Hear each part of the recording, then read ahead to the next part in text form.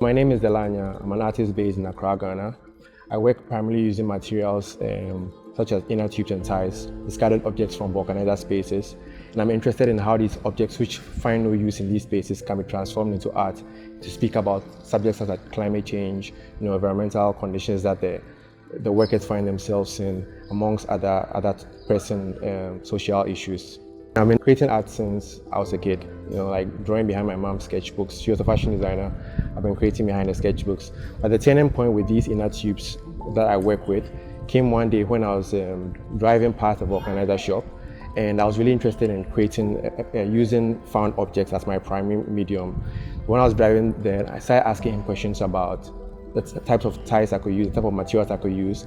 Then I was introduced to this object called an inner tube, which was very soft, and it kind of reminded me of my mom's practice as a fashion designer and how I could create fluid forms using this object. So I purchased some, and after some 2 months or so, I started using them to create huge tapestries, and that's how I began using this particular material. Through this practice, the main thing I think I want to share is this idea of value.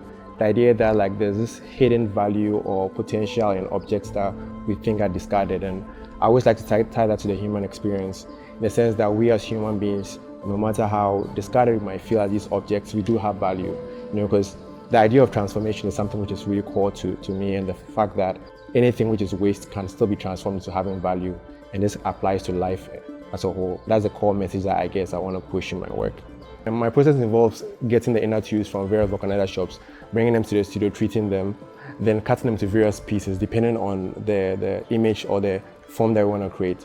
The larger tubes, like tracks, are used for the pillars. They give the work strength, to prevent it from tearing apart or they bear the weight of the works. Then you have the bicycle tubes, which usually use to create the different weaves, weave patterns within the work. I use the rivets for holding the inner tubes together and pressing them. So it's a weaving technique basically. My whole practice is founded on weaving.